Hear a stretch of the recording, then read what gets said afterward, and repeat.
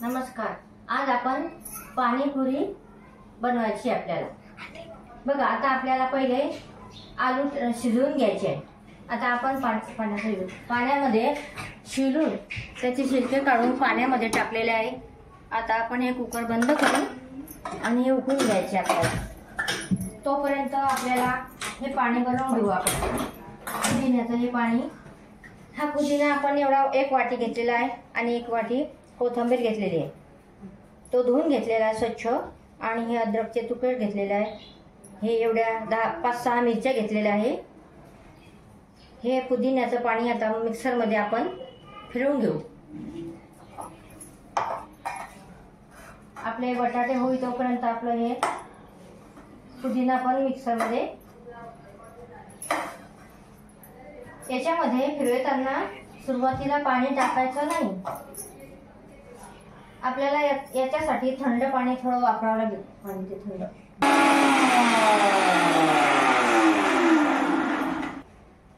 हे बघा, आता आपण हे पुदिना आणि लसूण मिक्सरमध्ये फिरवून घेतलेलं आहे.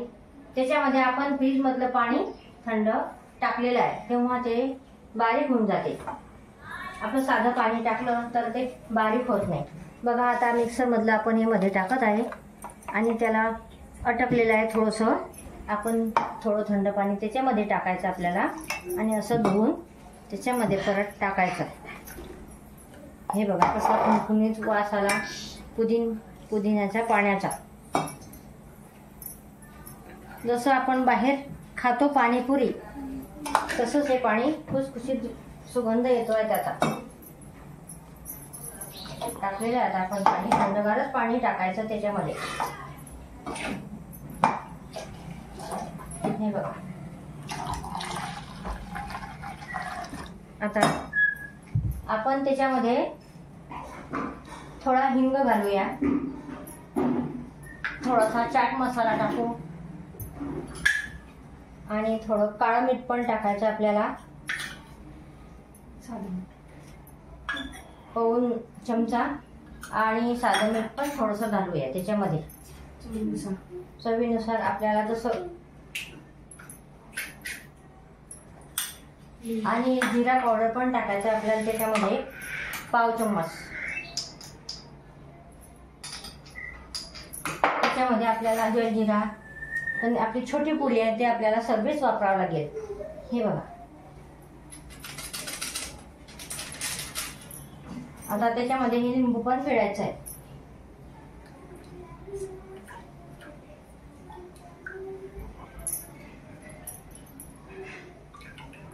हे 1 लिंबू घेतलेलं आहे आपण. हे पूर्ण पाण्यामध्ये, पुदिन्याच्या पाण्यामध्ये आपण टाकलेलं आहे. आता आपल्याला त्याची चव बघायची आहे. त्याच्यामध्ये मीठ कमी झालं असेल तर आपण टाकू शकता.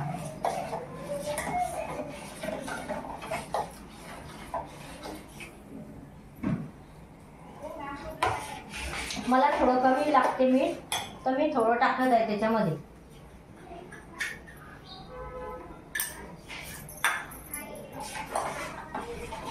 असं आपलं हे पुदिन्याचं पाणी आता तयार झालेलं आहे.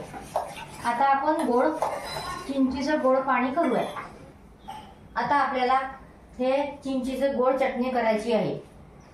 हे मी पहिले चिंच घेऊन पहिल्या पाण्यानं धुवून घेतलेली आहे, कारण की ते कचरा असते त्याच्यामध्ये. आणि आता त्याच्यामध्ये मी 100 ग्राम गूळ घेतलेला आहे. तो आपण या पाण्यामध्ये टाकून हाताने असं चांगलं मिसळून घ्यायचं आहे. आणि मिसळल्यानंतर ते आपल्याला या चाळणीनं गाळून घ्यायचं आहे. त्याचं कारण की हे चिंचेचे जे सलपट राहतात आणि त्याच्यामध्ये ते चिंच राहतात ते निघून येतात. आता आपल्याला थोडंसं गॅसवर आपण हे गरम करून घेऊ. मग ते आपल्या चाळणीने गाळून घ्यायचं आपल्याला.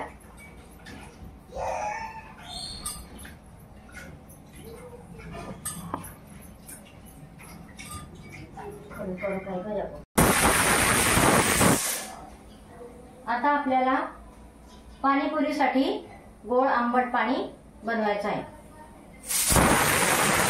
आणि चिंच हे काढून घेतलेलं आहे आणि गॅसवर थोडं 2 मिनिटं गरम करून घेतलेलं आहे. ते आता आपल्याला या चाळणीने गाळून घ्यायचं आहे. या प्रकारे ह्या चाळणीने गाळून घ्यायचं.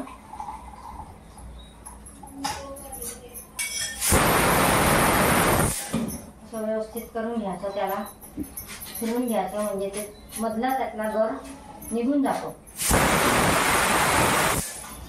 थोडंसं आपण पाणी घेऊ, त्याच्यावर सगळं निघून जाईल. तेल ठेवलेलं आहे. 2 मिनिटं बंद केलं होतं.